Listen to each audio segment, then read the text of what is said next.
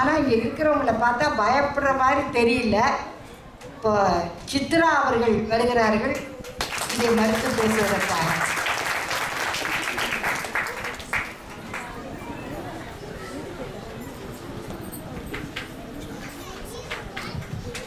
அனைவருக்கும் வணக்கம். ஒரு சமூகத்தின் வரலாற்றையும் அந்த சமூக கலாச்சாரத்தின் அடையாளமான கலைகளையும் காவியங்களையும் கடைக்கோடி மக்கள் வரை கொண்டு சேர்த்து கொண்டிருப்பது திரைப்படங்கள். இப்படிதாங்க பஸ்ல திருவள்ளுவர் படத்தை பார்த்துட்டு இவர் யாருன்னு ஒருத்தன் கேட்டு இவர் தான் பஸ் முதலாளின்னு இன்னொருத்தன் சொன்ன அப்படி சொன்ன நகைச்சுவையெல்லாம் நீங்க கேள்விப்பட்டிருப்பீங்க. அப்பேற்பட்ட திருவள்ளுவரையே யாருன்னு தெரியாதவனுக்கு கூட கட்டபொம்மனையும் போதி தர்மனையும் விழாவாரியா தெரிய வச்ச ஒரு நல்ல விஷயம் எங்க சினிமா. என்ன கட்டபொம்மனை சிவாஜியாவும் போதி தர்மனை சூர்யாவாவும் காமிச்சதுதான். இருக்கட்டுமே, நம்ம யாருமே பார்த்திராத அப்பேற்பட்டவங்களுக்கு ஒரு உருவத்தை கொடுத்து சிறப்பு செஞ்சது நம்ம சினிமா தானே. அதனாலதான் என்னன்னா இப்ப இருக்க பையங்களை பார்த்து சீதை யாருன்னு கேட்டா பத்மினிங்கிறான், கப்பலோட்டிய தமிழன் யாருன்னு கேட்டா சிவாஜிங்கிறான், வீரபாண்டிய கட்டபொம்மன் யாருன்னா சிவாஜிங்கிறான். அப்படியே ஆயிருந்து பார்த்தீங்களா? அந்த வரலாற்றை அவர்கள் கொண்டு வருகிறார்கள் என்பதை உணர்த்துவதாக இல்லை. அப்படி இல்லைன்னா அவங்களுக்கு யாருன்னே தெரியாம போயிடுமே. அதெல்லாம் இவங்களோட மட்டும் இல்லைங்க, இன்னும் எத்தனையோ பொக்கிஷங்களை சினிமா நமக்கு கொடுத்திருக்கு. உதாரணமா கண்ணதாசன், வைரமுத்து, இளையராஜா, ஏஆர் ரஹ்மான், நம்ம சூப்பர் ஸ்டார் ரஜினிகாந்த், மணிரத்னம், பாப்பா இந்த லிஸ்ட் ரொம்பவே பெருசுங்க. நம்ம அன்றாட வாழ்க்கையில நாமளே அறியாம சினிமா நம்மளோட ஒன்னோடு ஒன்னா கலந்துருக்கு. இங்க இருக்கிற என்னோட எதிரணி நண்பர்கள் இந்த பட்டிமன்றம் முடிஞ்சு போகும்போது அப்ப கூட ஒரு சினிமா பாட்டை தான் முன்னிறுத்திட்டு போவாங்க. யாரையாவது நற்றினை குறுந்தொகை பாட்டோ இல்ல கலிங்கத்து பறையில இருந்து ஒரு பாட்டோ பாட சொல்லிட்டு போக சொல்லுங்க பார்ப்போம். இதுதாங்க யதார்த்தமான உண்மை. உலக தமிழர்களை எல்லாம் இணைக்கின்ற ஒரு பாலமாக இருப்பது நம்ம திரைப்படங்க தான். இதை யாராவது மறுத்து பேச முடியுமா? இதை நல்லா உணர்ந்தவங்க தான் நம்ம சிகாகோ தமிழ்ச்சங்க நிர்வாகிகள். எதையுமே ரூம் போட்டு யோசிக்கிறவங்க அவங்க. அதனாலதான் இது மாதிரி பொங்கல் ப்ரோக்ராம், தீபாவளி ப்ரோக்ராம்ல எல்லாம் ஆமா ரூம் மட்டும் தானே போடுவாங்க. இந்த தயாரிப்பாளர் மாதிரி மற்றதெல்லாம் கொண்டு இல்ல அந்த அளவுக்கு போடுறாங்க.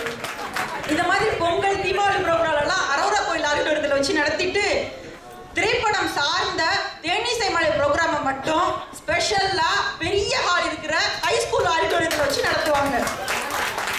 ஏன்னா அதுக்குதான் மக்களோட ஆதரவு ஜாஸ்தி. ஆக நம்ம சிடிஎஸ் கமிட்டியே மறைமுகமா எங்க அணிக்கு தான் ஆதரவா இருக்கு. அவங்களோட சப்போர்ட்டுக்காகவும் எங்க அணியை என்டோஸ் பண்ணதுக்காகவும் நான் சிடிஎஸ் கமிட்டிக்கு எங்க அணியின் சார்பா நன்றி தெரிவிச்சுக்கிறேன். திரைப்படங்கள் தான் லட்சக்கணக்கான மக்களுக்கு வேலை வாய்ப்பை கொடுக்குது. இங்க ஒரு வேடிக்கையான விஷயம் கவனிச்சிங்களா? இந்த பட்டிமன்றம் நடக்க காரணமே எங்க சினிமா தான். அது மட்டும் இல்லாம நம்ம எதிர்கட்சி நண்பர்கள் இங்க பேச வாய்ப்பு கொடுத்ததும் எங்க சினிமா தான். அதுக்காக அவங்க ரொம்ப ஃபீல் பண்ணி எந்திரிச்சுலாம் போகணும்னு அவசியம் இல்லை. பத்திரிகைக்கும் சின்னத்திரைக்கும் வானொலிக்கும் முதுகெலும்பே திரைப்படம் தான். ஆனா முதுகெலும்பு மட்டும் போதுமான்னு அஷோரா கேள்வி எல்லாம் கேட்க கூடாது. அப்புறமா நிஜமா நீங்க சொல்றது நிஜம். ரொம்ப பாப்புலர் பத்திரிகைகள் கூட பார்த்தீங்கன்னா 80 வயசு கிழவனார் கூட ஆக்டிவா வச்சுக்குது. ஒரு காலத்துல நான் பார்த்துருக்கேங்க, ஒரு கையை மட்டும் போடுவாங்க, இல்லைன்னா ஒரு தொடையை மட்டும் போடுவாங்க. இந்த தொடை யாருடையது 10ஆம் பக்கம் பார்க்க, அப்புறம் 10ஆம் பக்கத்தில் 40ஆம் பக்கம் பார்க்க, பிறகு 70ஆம் பக்கம் பார்க்க. இதை பார்க்குறவர் யார் தெரியுமில்ல? 85 வயசு தாத்தா. கடைசியாக பார்த்தா இது இவங்கெல்லாம் அவங்க பிள்ளைகளுக்கு கூட சொல்லி கொடுத்துருக்கீங்களே, இப்போ ஜோதிலட்சுமியினுடைய தொடை அப்படின்னு முடியும்.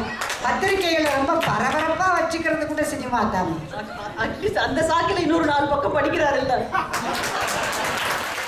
அப்புறம் நீங்களே சொன்ன மாதிரி நம்ம சினிமா தான் பல்பொடி. சினிமா நடிகர்கள் தான் பல்பொடியில இருந்து வைர மூக்குத்தி வைக்கும் அதை விளம்பரப்படுத்த தேவைப்படுறாங்க.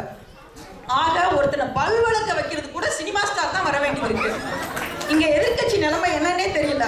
ஒரு சினிமா ஸ்டார் சொல்றதால பல்பொடி வாங்குறது இல்லையா, இல்ல ஆணியே புடுங்க வேண்டாம் அப்படிங்கிற மாதிரி பல்லே விளக்குறது இல்லையா? அது அவங்களுக்கு நினைச்சோம். சினிமாவை விட நாடகமே பெஸ்ட்னு நம்ம எதிர்க்கட்சி சொன்னாலும் சொல்லுவாங்க. ஆனா நம்ம ரங்காவே நாடகம் போடும்போது என்ன சொன்னாரு? ரஜினி அவர்களால் ரசிக்கப்பட்ட நாடகம் அப்படின்னு சொல்லி அவர் சினிமா நடிகர்கள் தானே துணைக்கு கூப்பிடுறாரு. இப்ப கூட ஒரு அரை மணி நேரத்துக்கு முன்னாடி பாத்தீங்களா அவரோட குத்தாட்டத்தை? அப்ப கூட 2 சினிமா பாட்டுக்கு தானே ஆடினாரு.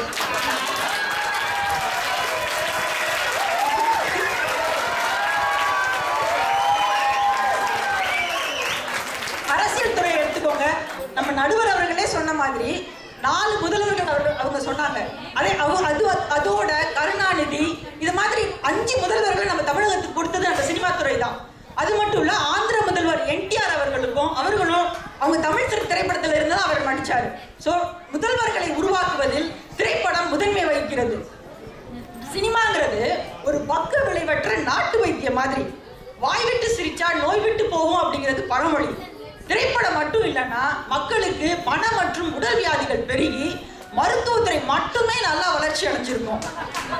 நான் சார்ந்த அந்த மருத்துவத்துறை நல்லா வளரணுங்கிறதுக்காக மயூரி இந்த பக்கம் உட்கார்ந்து இருக்கிறது சரி. ஆனா மத்தவங்க ஏன் இந்த பக்கம் உட்கார்ந்து இருக்காங்கன்னா எனக்கு ஒண்ணும் புரியல.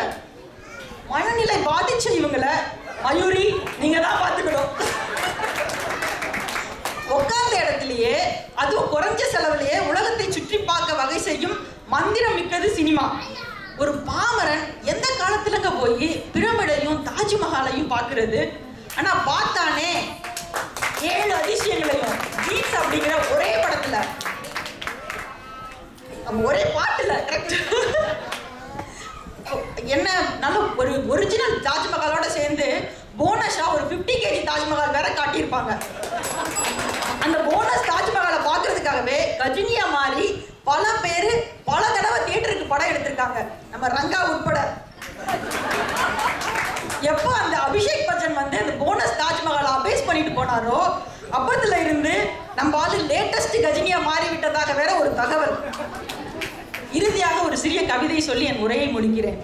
சினிமா இது ஜாதி மதங்களை விரட்டி என்றும் காதலை போற்றும் திருமறை, பாமரனுக்கும் பட்டண புரியும் பாட்டு பிறக்கும் கருவறை, இயந்திர வாழ்க்கையை இயல்பாய் மாற்றிடும் இலகுவான படித்துறை, கலைகள் கற்ற கலைஞருக்கெல்லாம் வேலை கொடுக்கும் பெருந்துறை. நன்றி, வணக்கம்.